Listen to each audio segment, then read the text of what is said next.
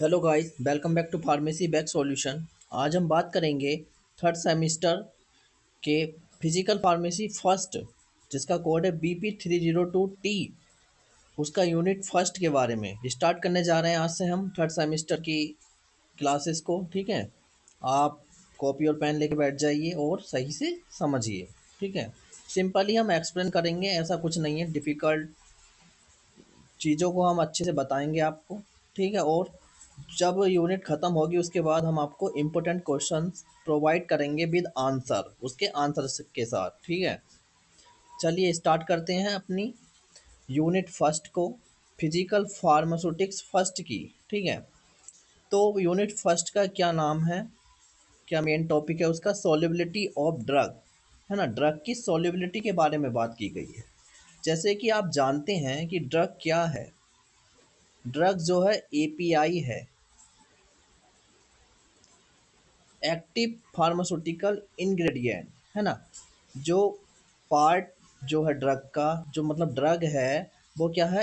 Active pharmaceutical ingredient है, जो effect show करती है हमारी बॉडी में, ठीक है। तो उसे कहेंगे हम ड्रग। तो अब उसकी सॉल्युबिलिटी, अब सॉल्युबिलिटी वर्ड को समझते हैं। सॉल्युबिलिटी, सॉल्युबिलिटी का मतलब क्या है? देखो मैंने ही लिखा है यहाँ पर, घुलनशीलता। हिंदी में कहते हैं घुलनशीलता, जो कि हम डिज़ोल्व करते हैं। The ability to dissolve, English में क्या लिखा है मैंने? द एबिलिटी टू डिज़ोल्व, यानी एक एबिलिटी, एक योग्यता डिज़ोल्व होने की, उसे कहेंगे सॉल्युबिलिटी, ठीक है। समझ आया? किसी चीज़ को घोल रहे हैं हम, उसका जो प्रोसेस है वो हो गया सॉल्युबिलिटी, ठीक है। तो सिस्टमेटिकली देख ले रहे हैं अब क्या है। Solubility is defined as the maximum concentration of a drug, है ना। अब देखो सॉल्युबिलिटी क्या है। मैक्सिमम कंसंट्रेशन है ड्रग की या सॉल्यूट की, that can dissolve in a given solvent, जिससे हम डिजोल्व करते हैं एक सॉल्वेंट में, जिससे कि हम बना सकें to form a homogeneous solution at a specific temperature. क्या बना सकें? होमोजेनियस सॉल्यूशन बना सकें। होमोजेनियस मतलब, होमोजेनियस का मतलब है कि जो हमारा सॉल्यूट है, सॉल्यूशन किससे मिलकर बना है? सॉल्यूशन मिलकर बना है सॉल्यूट से और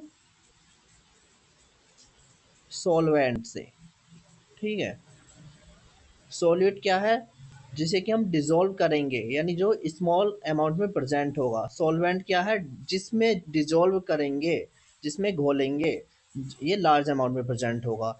तो जब सॉल्यूट पूरी तरह से डिज़ोल्व हो जाए सॉल्वेंट में, तो उसे कहते हैं होमोजीनियस सॉल्यूशन बन गया हमारा, ठीक है। तो क्या है सॉल्युबिलिटी? एक मैक्सिमम कंसंट्रेशन है ड्रग की या सॉल्यूट की, जिसे हम डिजोल्व करते हैं किसी सॉल्वेंट में और फॉर्म करते हैं होमोजीनियस सॉल्यूशन। किस पर? एक स्पेसिफिक टेम्परेचर पर या एक कांस्टेंट टेम्परेचर पर, ठीक है। तो उसे कहते हैं सॉल्युबिलिटी। समझ आया? अब ये जो सॉल्युबिलिटी है, एक इम्पोर्टेंट रोल प्ले करती है हमारी फार्मास्यूटिक्स में, ठीक है। फार्मेसी में क्या करती है? It is a crucial property, है ना, बहुत क्रूशियल है। Impact a drug बायोबिलिटी and therapeutic effect, ठीक है। किस पर इम्पैक्ट करती है? इम्पैक्ट मतलब प्रभाव डालती है किस पर? ड्रग की बायो अवेबिलिटी पर और उसके थेराप्यूटिक इफिकेसी पर। अब वर्ड समझते हैं, दो वर्ड आए हमारे, ड्रग बायोबिलिटी और थेराप्यूटिक इफिकेसी। अब देखो थेराप्यूटिक इफिकेसी तो सिंपल है कि जो ड्रग ले रहे हैं हम, जिस वजह से ले रहे हैं, जिस चीज़ को ठीक करने के लिए ले रहे हैं, अगर वो इफ़ेक्ट मिल रहा है तो उसे कहते हैं थेराप्यूटिक इफ़ेक्ट, ठीक है। और वो जो इफ़ेक्ट है वो कितनी एक्यूरेसी के साथ मिल रहा है, उसे कहेंगे थेराप्यूटिक इफिकेसी, है ना। कितना प्रभाव कर रही है दवा, ठीक है, वो हो गया ये थेराप्यूटिक इफिकेसी। अब बायो अवेबिलिटी की बात कर लेते हैं। बायो अवेबिलिटी दो वर्ड से है, जैसे कि बायो अवेबिलिटी, इनसे बना है। बायो का मतलब जानते हैं हम, लिविंग, है ना, कोई चीज़ लिविंग है। अवेबिलिटी मतलब प्रेजेंट है, किसी चीज़ की उपस्थिति है ना, उपस्थिति है किसी चीज़ की, तो उसे कहेंगे। अब बायोएबिलिटी का एक्चुअल मीनिंग क्या है? एक्चुअल मीनिंग है कि जो बायोएबिलिटी क्या है, देखो जितनी हमने ड्रग ली, माना कि ड्रग ली हमने, दवाई ली, ठीक है, दवाई ली हमने, तो ये डिज़ोल्व हुई स्टोमक में, इंटेस्टाइन से गुजरी, उसके बाद एब्जॉर्ब होगी ब्लड की सर्कुलेशन में, ठीक है। जब ये एब्जॉर्ब होगी ब्लड की सर्कुलेशन में, तो बायोबिलिटी यही कहता है कि बायोबिलिटी इज द रेट, क्या है, एक रेट है, एक एक्सटेंट है, ठीक है, एक रेट है, एक एक्सटेंट है, किसका, एक्टिव इंग्रेडिएंट का, इज एब्जॉर्ब, जो कि एब्जॉर्ब होता है, जो क्या होता है, एब्जॉर्ब होता है फ्रॉम अ ड्रग प्रोडक्ट, जो हम ड्रग लेते हैं उससे, and becomes available at the site of action, और अवेलेबल होता, पहुंच जाता है कहाँ पे, जहाँ पर एक्शन की नीड होती है हमारी बॉडी में, ठीक है। तो सिंपली हम ये समझ सकते हैं बायोबिलिटी क्या है, एक ड्रग का अमाउंट है जो कहाँ पहुंचता है, सिस्टमिक सर्कुलेशन में पहुंचता है। सिस्टमिक सर्कुलेशन का मतलब ब्लड में पहुंचता है, ठीक है, जो ब्लड में पहुंचा है जिस, ठीक है, ब्लड में पहुंचने के बाद वो क्या करेगा, बाइंड होगा और अपना एक्शन शो करेगा। तो वो ड्रग का अमाउंट, जो ड्रग वो ब्लड की सर्कुलेशन में पहुंच चुका है, यानी सिस्टम सर्कुलेशन में पहुंच गया है, अपने साइट ऑफ एक्शन पे पहुंच गया है जहां उसे काम करना है, तो उसे कहते हैं उसकी बायो अवेलेबिलिटी, ठीक है, उसके रेट को उसकी बायोबिलिटी कहते हैं। अब हमने समझा, क्या समझा हमने, जो सॉल्यूट है या ड्रग है, सॉलिड है ना, तो उसे हम सॉल्वेंट में डिजोल्व करेंगे। सॉल्यूट, ठीक है, सॉलिड भी हो सकता है, लिक्विड भी हो सकता है ना, और गैस भी हो सकता है, और सॉल्वेंट भी, यही तीनों हो सकते हैं। तो सॉल्यूट को हमने डिजोल्व करा किसमें, सॉल्वेंट में, तो क्या मिला हमें, एक सॉल्यूशन मिला जिसे हम कहेंगे होमोजेनियस सॉल्यूशन। सिंपली ये था हमारा बेसिक इंट्रोडक्शन। अब और बात कर लेते हैं सॉल्यूशन की, वैसे हमने पढ़ लिया है लेकिन तो भी बात कर लेते हैं, ठीक है। सॉल्यूशन, सॉल्यूशन क्या है, देखो कैसे डेफिनेशन लिखेंगे सॉल्यूशन की हम, अगर आई तो 2 मार्क्स में, ठीक है। तो solution is the mixture, solution क्या है, एक मिक्सचर है, किसका, टू और मोर कंपोनेंट्स, दो या उससे ज़्यादा कंपोनेंट्स का, that form a homogeneous mixture, जो क्या फॉर्म करता है, एक होमोजीनियस मिक्सचर को फॉर्म करता है। जैसे कि हमने पहले देखा, अभी देखा ही यहाँ पे, कि सॉल्यूशन है ये, है ना, सॉल्यूशन क्या है, मिक्सचर है किसका, सॉल्यूट का और सॉल्वेंट का, ठीक है, जो फॉर्म करता है होमोजीनियस सॉल्यूशन को। होमोजीनियस का मतलब है पूरी तरह से डिजोल्व हो जाता है, सॉल्यूट का हर एक पार्टिकल जो है वो सॉल्वेंट में डिजोल्व हो जाता है, तो उसे कहते हैं हम होमोजीनियस सॉल्यूशन, ठीक है। यानी होमोजेनियस मिक्सचर फॉर्म करता है। मिक्सचर मतलब जब एक से ज़्यादा चीज़ों को हम मिलाते हैं आपस में तो उसे मिक्सचर बोल देते हैं, ठीक है। समझ में आया, सॉल्यूशन एक मिक्सचर है दो या उससे ज़्यादा कंपोनेंट का, ठीक है, जो फॉर्म करता है एक होमोजेनियस मिक्सचर को। अब क्या है कंपोनेंट ऑफ द सॉल्यूशन, पहले ही पढ़ चुके हैं हम, सॉल्यूट और सॉल्वेंट। कंपोनेंट क्या क्या है सॉल्यूशन के, सॉल्यूट और सॉल्वेंट, ठीक। क्या है ये सॉल्यूट, पहले ही बता दिया मैंने, the substance usually present in lesser amount and getting dissolve in solution is called solute. वो सब्सटेंस जो प्रेजेंट होगा किसमें, कम अमाउंट में, ठीक है, और क्या डिजोल्व, जिसमें हम, जिसे हम डिजोल्व करेंगे, सॉरी, जिसे हम डिजोल्व करेंगे एक सॉल्यूशन में, उसे कहेंगे सॉल्यूट, यानी जो लेसर अमाउंट में प्रेजेंट है और जिसे हम डिजोल्व करेंगे किसमें, सॉल्वेंट में, गलत हो गया है, सॉल्वेंट में डिजोल्व करना है इसे, ठीक है, तो उसे कहेंगे हम सॉल्यूट। सॉल्वेंट क्या है, वही एक कंपोनेंट है ये भी, जो ग्रेटर अमाउंट में प्रेजेंट होता है, जिसमें हम सॉल्यूट को डिजोल्व करते हैं। क्या करते हैं इसमें, सॉल्यूट को डिजोल्व करते हैं। जैसे कि एग्जांपल ले लिया हमने, माना हमारे पास कोई एक बीकर है, उसमें सॉल्वेंट लिया हमने वाटर, है, वाटर में क्या सॉल्यूट मिलाया हमने, साल्ट का मिला दिया, नमक मिला दिया, तो इसे हम प्रॉपरली जब मिक्स कर देंगे, मिला देंगे, तो क्या बन जाएगा, एक सॉल्यूशन बन जाएगा, एक होमोजीनियस सॉल्यूशन बन जाएगा। ये था एग्जांपल, ठीक है, अच्छे से समझ आ गया होगा आपको। अब नेक्स्ट आगे की ओर बढ़ते हैं। अब देखते हैं कि सॉल्यूशन जो होते हैं हमारे वो कितने तरह के होते हैं। वैसे तो बहुत तरह के होते हैं, लेकिन कुछ मेन दे रखे हैं, जैसे कि saturated solution, saturated solution, unsaturated solution, ठीक है, और कौन सा था हमारा तीसरा है सुपर सैचुरेटेड सॉल्यूशन। तीनों को पढ़ेंगे हम, देख लेते हैं फर्स्ट क्या है सैचुरेटेड सॉल्यूशन, ठीक है। सैचुरेटेड मतलब एक solution, a solution in which dissolved solute is in equilibrium undissolve किसके साथ इक्विलिब्रियम में होगा, विद, यहाँ विद आएगा, with undissolved solute at a specific temperature, है ना। एक सॉल्यूशन जिसमें जो सॉल्यूट है इक्विलिब्रियम में होगा। इक्विलिब्रियम क्या है, देखो इक्विलिब्रियम बैलेंस्ड कंडीशन है, इधर भी बराबर इधर भी बराबर, ठीक है, दोनों तरफ बराबर। इसका कहने का मतलब है कि स्पेसिफिक टेम्परेचर पर जो मैक्सिमम अमाउंट होगा सॉल्यूट का, जो हम मिलाएंगे, जितना मिला सकते हैं ये नहीं, जितना उस सॉल्वेंट में डिजॉल्व हो सकता है। ये सॉल्वेंट है, हम क्या मिला रहे हैं, सॉल्यूट मिला रहे हैं, ठीक है। तो इस सॉल्वेंट के हिसाब से जितना इसमें डिजॉल्व हो रहा, ठीक है। डिजोल्यूशन कैसे होता है, देखो डिजोल्यूशन होता है, माना ये सॉल्वेंट है हमारा, ठीक है।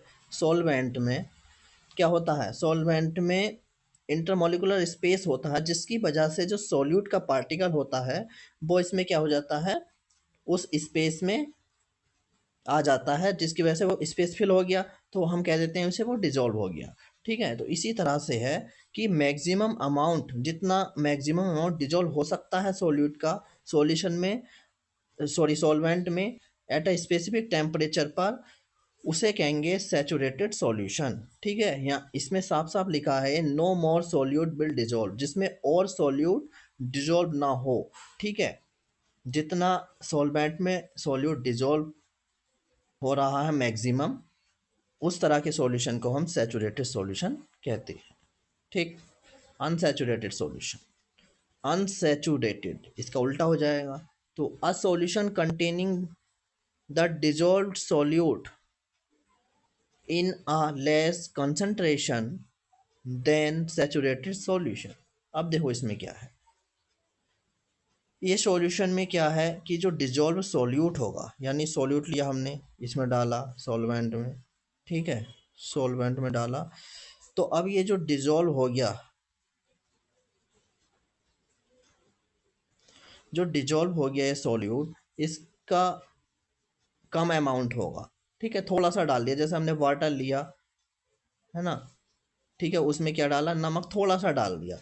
अब इसमें अगर हम और डालेंगे तो वो डिजॉल्व हो सकता है, होगा, ठीक है, लेकिन हमने कम मात्रा में डाला, मैक्सिमम अमाउंट में नहीं डाला, जैसे ऊपर वाला में जितना डिजॉल्व हो रहा था ना, ज़्यादा से ज़्यादा उतना नहीं डाला, उससे कम डाल दिया, तो हम उसे कहेंगे अनसैचुरेटेड सॉल्यूशन। समझ में आया, सिंपल है कि हमने एक सॉल्यूशन, ये सॉल्यूशन है जिसमें हम जो सॉल्यूट डिजोल्व हुआ है वो कम मात्रा में है, किसकी तुलना में, सैचुरेटेड सॉल्यूशन की तुलना में। सैचुरेटेड सॉल्यूशन में मैक्सिमम अमाउंट में था, जितना डिजोल्व हो सकता था उतना था, लेकिन इसमें क्या है, उससे कम मात्रा में है, तो इस तरह के सॉल्यूशन को हम कहते हैं saturated solution. Next, super saturated solution. Super saturated नाम से ही समझ में आ रहा है, ठीक है। A solution which contain more concentration of solute than the saturated solution. तो ये क्या है, एक सॉल्यूशन है जिसमें मोर कंसंट्रेशन किसकी, सोल्यूट की, डिजोल्व होगी, ठीक है, as compare to saturated solution. Saturated solution में क्या था, मैक्सिमम कंसंट्रेशन डिजोल्व हो रही थी सॉल्यूट की, किसमें, सॉल्वेंट में, यानी जितनी सॉल्वेंट डिजोल्व कर सकता था उतनी मैक्सिमम कंसंट्रेशन डिजोल्व कर हो रही थी सॉल्यूट की। अब इसमें क्या है, उस मैक्सिमम कंसंट्रेशन से ज़्यादा अगर हम डिजोल्व कर दें इसमें, ठीक है, तो इसमें स्पेस जब बचा ही ना भाई, तो वो सॉल्यूट पार्टिकल्स आके कहाँ अटैच होंगे, ठीक है। माना कि ये हैं उसके पार्टिकल सॉल्वेंट के, ठीक है। अब इसमें सॉल्यूट के पार्टिकल जो हैं भर गए आके पूरी तरह, इसमें स्पेस बचा नहीं है, तो हमने और मैक्सिमम सॉल्यूट डाल दिया, तो वो डिजॉल्व ही नहीं होगा पूरी तरह से, तो उसे कहेंगे हम सुपर सैचुरेटेड सॉल्यूशन, यानी वो सॉल्यूशन जिसमें मोर कंसंट्रेशन लेंगे सॉल्यूट की हम, as compare to saturated solution, ठीक है। जितनी डिजॉल्व हो सकती है उससे ज़्यादा हम कंसंट्रेशन लेते हैं सॉल्यूट की सॉल्वेंट में डालने के लिए, तो वो कौन सा सॉल्यूशन फॉर्म होगा, सुपर सैचुरेटेड सॉल्यूशन, ठीक है, समझ में आ गया। अब है हमारा सॉलिबिलिटी एक्सप्रेशन। अब ये जो सॉलिबिलिटी है, इसे दर्शाने के लिए, एक्सप्रेशन मतलब दर्शाने के लिए, है ना, कि किस किस चीज़ से हम बता सकते हैं इसकी सॉलिबिलिटी हैं, उसके जो मेथड्स हैं, ठीक है, वो उसे कहते हैं सॉलिबिलिटी एक्सप्रेशन मेथड्स। तो solubility of drug substance in a solvent, है ना, सॉलिबिलिटी है ड्रग सब्सटेंस की किस में, सॉल्वेंट में, उसे एक्सप्रेस किया जाता है, दर्शाया जाता है दो मेथड से, एक तो क्वांटिटेटिव एक्सप्रेशन, एक क्वालिटेटिव एक्सप्रेशन।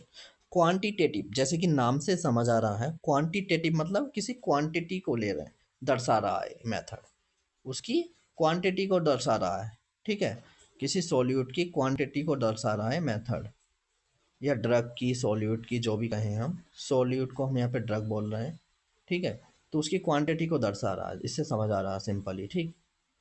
अब क्या है,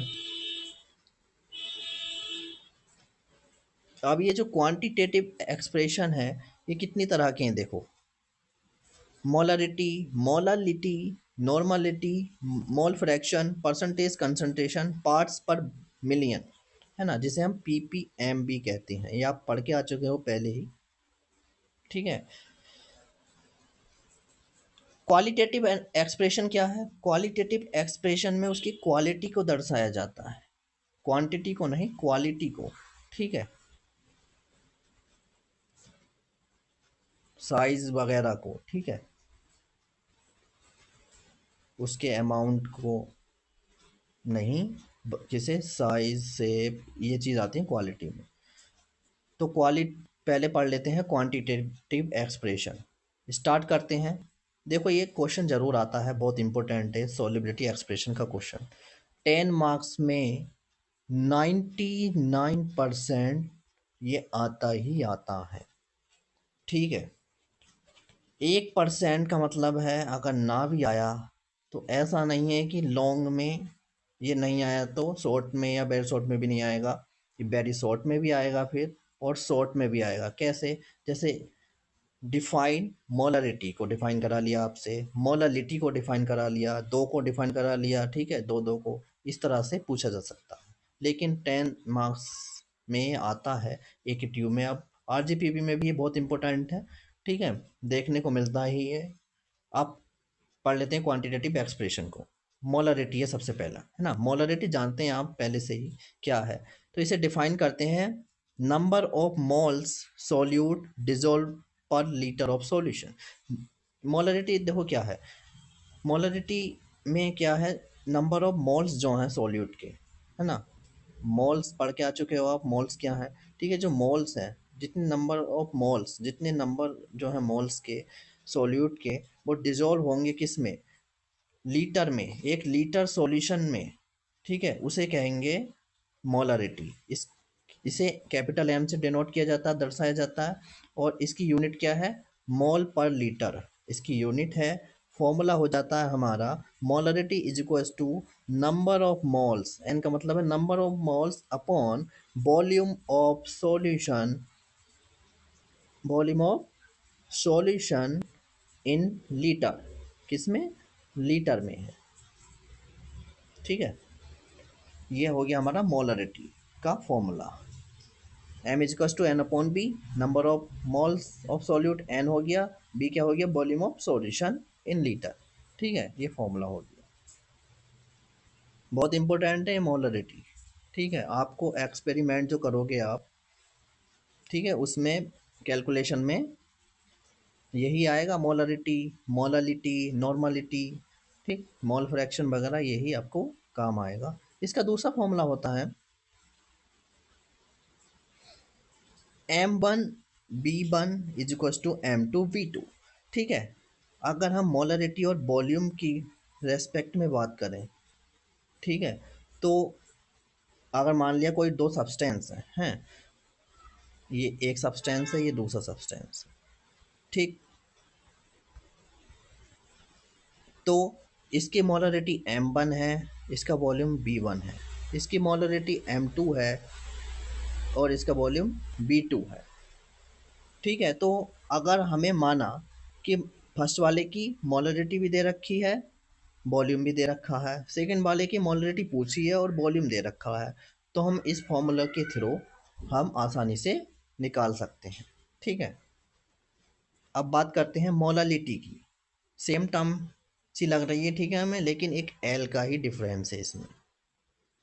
तो पढ़ते हैं क्या है। It is defined as the number of moles of solute present per kilogram of the solvent. देखो भाई है सेम, ये तो number of moles of solute, यानी जितने number of moles of solute present होंगे किसमें, पर किलोग्राम में सॉल्वेंट के। ठीक है, माना 1 किलोग्राम सॉल्वेंट में जितने नंबर ऑफ मोल्स प्रेजेंट होंगे सॉल्यूट के, उसे कहेंगे मोलरिटी, है ना। यूनिट क्या है इसकी, देखो मोल पर किलोग्राम, है ना। नंबर ऑफ मोल्स लिए पहले तो मोल आ गया, अब अपॉन में केजी है, किलोग्राम, ठीक है, वेट है उसका, इसका सॉल्वेंट का। इसे स्मॉल एम से डिनोट किया जाता है। फॉर्मूला इसका m is equal to number of moles of solute upon weight of solvent in kilogram. ठीक है, ये हो गई मोलालिटी। नेक्स्ट नॉर्मलिटी की बात करते हैं, बहुत बहुत इंपॉर्टेंट है नॉर्मलिटी, पूछा ही जाता है वेरी शॉर्ट में। ठीक है, 2 मार्क्स में पूछ लेते हैं। क्या है मोलालिटी, देखते हैं भाई। It is defined as the number of gram equivalent of solute dissolved per liter of solution। ये क्या है, देखो जितने नंबर किसके, ग्राम इक्विवेलेंट सॉल्यूट के, जो ग्राम इक्विवेलेंट होगा उसका जो नंबर है, उसे डिजॉल्व होगा 1 लीटर ऑफ सॉल्यूशन में, उसे ही उसकी नॉर्मलिटी बोलेंगे। ठीक है, उसे क्या बोलेंगे, उसकी नॉर्मलिटी बोलेंगे। ठीक, इसे डिनोट किया जाता है एन से, कैपिटल एन से, और इसकी यूनिट है मोल पर लीटर। क्या यूनिट है इसकी, मोल पर लीटर। ठीक, फॉर्मूला क्या है इसका, एन इज इक्वल टू, यानी normality is equal to number of gram equivalent of solute upon volume of solution in litre. अब देखो ग्राम इक्विवेलेंट जो है, इसे कैसे कैलकुलेट करते हैं, ग्राम इक्विवेलेंट को कैलकुलेट करते हैं हम वेट अपॉन इक्विवेलेंट वेट, है ना। वेट को डिवाइड कर दें उसके इक्विवेलेंट वेट से, तो आ जाएगा हमारे पास क्या, number of gram equivalent of solute. इस तरह से दिया है मैंने नीचे। इक्विवेलेंट वेट क्या है, इसे कैसे कैलकुलेट करते हैं, तो मोलर मास, अगर किसी चीज़ का मोलर मास, क्या, मोलर मास को डिवाइड कर दें किससे, नंबर ऑफ मोल से, किससे, नंबर ऑफ मोल से सॉल्यूट के, तो आ जाएगा हमारा इक्विवेलेंट वेट। और इक्विवेलेंट वेट कैसे कैलकुलेट कर, वो मतलब आ गया हमारा इक्विवेलेंट वेट। अब फॉर्मूला अप्लाई पूरा करेंगे हम, weight multiply 100 upon equivalent weight multiply volume इन ml। 100 नहीं है, 1000 है, ठीक है, 1000। तो ये फॉर्मूला भी यूज़ कर सकते हैं हम नॉर्मलिटी के लिए। ठीक है, इसे खोल कर दिखाया गया है। इसका भी ये सेम फॉर्मूला है, अगर 2 कंपोनेंट दिए गए हों, ठीक है, किसी का वॉल्यूम पूछा हो या किसी की नॉर्मलिटी पूछी हो, वो कैलकुलेशन के लिए नॉम N1 B1 is to N2 B2। ठीक है, ये परसेंट कंसंट्रेशन। तो परसेंट कंसंट्रेशन बहुत इजी है, परसेंट को सॉल्व करा गया है इसमें, ठीक है, उसकी क्वांटिटी की। कैसे, देखो परसेंट वेट बाय वेट, इसे बोल देंगे बाय वेट बाय वेट, यानी मास होगा ऑफ सॉल्यूट का अपॉन मास ऑफ सॉल्यूशन होगा, उसे मल्टीप्लाई कर देंगे 1000 से।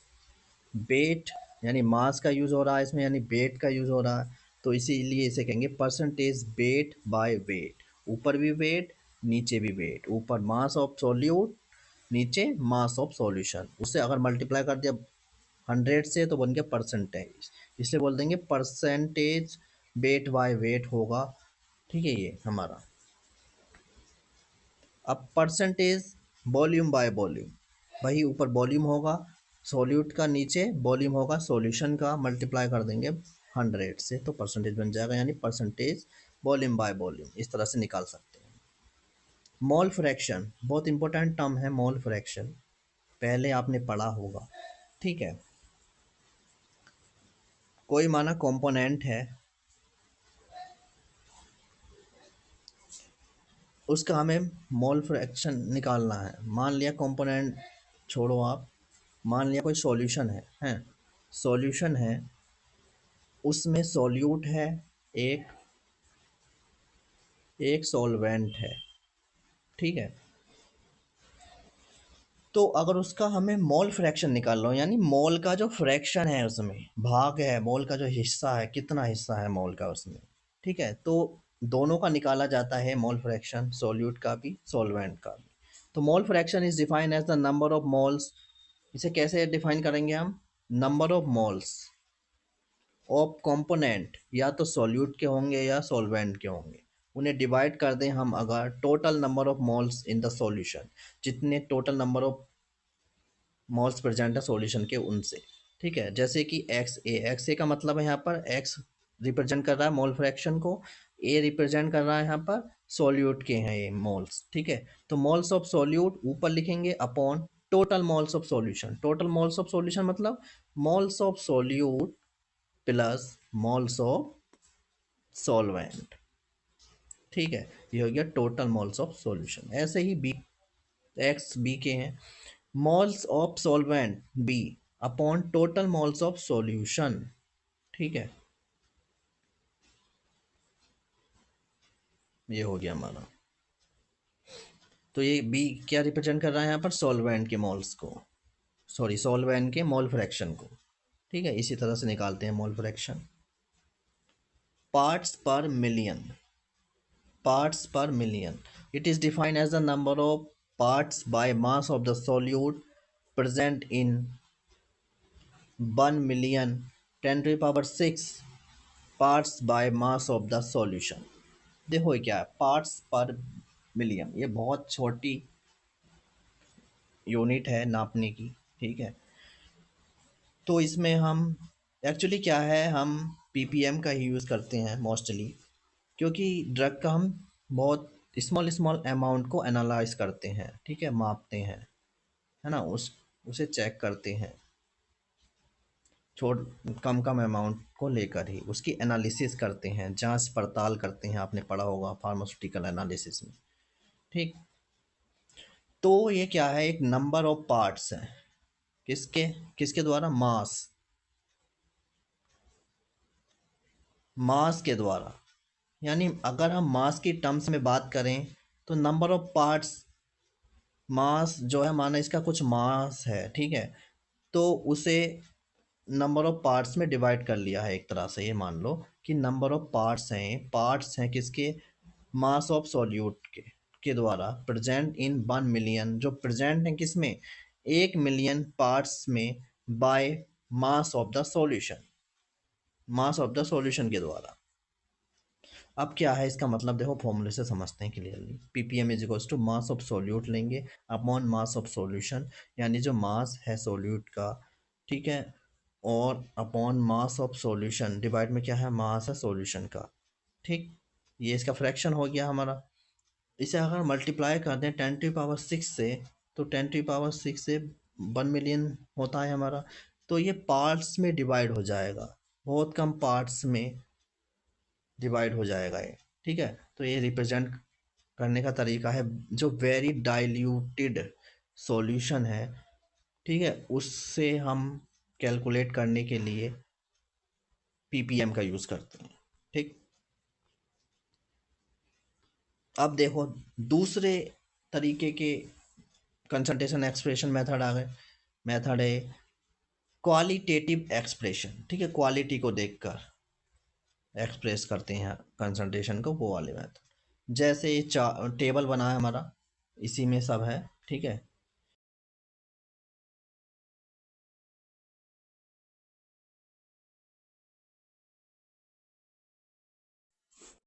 देखो ये क्या है, ये सॉल्युबिलिटी पैरामीटर्स दिए गए हैं हमें, ठीक है, वेरी सॉल्युबल होगा तो अगर उसकी सॉल्युटी वेरी बहुत ज़्यादा सॉल्युबल होगा। तो क्या है, ये देखो पार्ट्स हैं सॉल्वेंट के जो रिक्वायर्ड होंगे किसके लिए, 1 पार्ट ऑफ सॉल्यूट के लिए, यानी कितना पार्ट रिक्वायर्ड होगा एक पार्ट सॉल्यूट को डिसॉल्व करने के लिए, तो वो दिया गया है। ठीक है, तो जैसे वेरी सॉल्युबल होगा तो लेस देन 1 पार्ट, एक पार्ट से कम रिक्वायरमेंट होगी। फ्रीली सॉल्युबल होगा, फ्रीली मतलब बिल्कुल सॉल्युबल होगा, मतलब फ्रीली सॉल्युबल होगा, पूरी तरह से सॉल्युबल होगा। वेरी सॉल्युबल का मतलब बहुत ज़्यादा सॉल्युबल होगा, बहुत ज़्यादा से कम जो सॉल्युबल होगा वो है फ्री सॉल्युबल, फ्रीली सॉल्युबल। तो एक पार्ट से 10 पार्ट तक होंगे इसमें सॉल्वेंट की। ठीक है, रिक्वायर्ड 1 पार्ट ऑफ सॉल्यूट को डिजोल्व करने के लिए, सॉल्युबल करने के लिए। सॉल्युबल, सॉल्युबल मतलब फ्रीली सॉल्युबल से कम सॉल्युबल, तो उसे सॉल्युबल बोला गया। 10 से 30 पार्ट होंगे इसके। ठीक है, स्प्रिंगली सॉल्युबल, स्प्रिंगली सॉल्युबल मतलब सॉल्युबल से थोड़ा कम सॉल्युबल या आधा सॉल्युबल, है ना, तो उसे बोलेंगे 30। उसके लिए रिक्वायरमेंट होगी 30 से 100 पार्ट्स की, यानी 30 से 100 पार्ट्स रिक्वायर होंगे किसके, सॉल्वेंट के।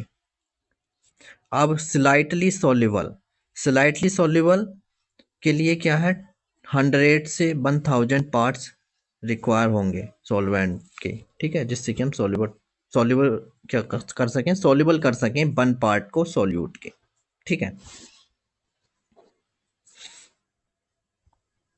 नेक्स्ट आगे बढ़ते हैं यार।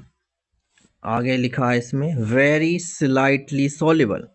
तो वेरी स्लाइटली सॉल्युबल 1000 से 10000 पार्ट्स रिक्वायर होंगे सॉल्वेंट के। ठीक है, प्रैक्टिकली इनसॉल्युबल के लिए, यानी जो इनसॉल्युबल होगा, वेरी स्लाइटली सॉल्युबल यानी जो स्लाइटली सॉल्युबल से थोड़ा सा कम सॉल्युबल होगा। ठीक है, तो उसके लिए बता दिया मैंने 1000 से 10000 पार्ट्स।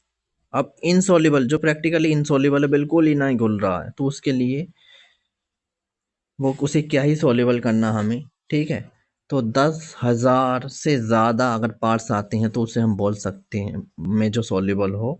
ठीक है, उसे बोल सकते हैं वो इनसॉल्युबल। ये पार्ट्स हैं, ध्यान रखना, ये पार्ट्स यानी ये सॉल्वेंट के पार्ट्स हैं जो रिक्वायर होंगे एक पार्ट को डिसॉल्व करने में किसके, सॉल्यूट के। ठीक, यही था आज के लेक्चर में। हमने इंट्रोडक्शन पढ़ा।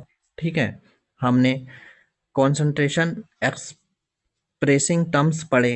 ठीक है, जो टर्म्स कंसंट्रेशन को एक्सप्रेस करते हैं, सिंपली जाना हमने, इंट्रोडक्शन था ये तो। ठीक है, बेसिक ली लिखा है मैंने, इसमें ज़्यादा कोई हाई फाई लैंग्वेज के यूज़ नहीं करा है, सिंपली लिखा है। ठीक है, आप इसे दोबारा पढ़ें अपने आप खुद से। ठीक है, समझें, जो समझ नहीं आता वो मुझे कमेंट में बताएं। ठीक, मिलते हैं नेक्स्ट वीडियो में, तब तक के लिए टाटा बाय बाय।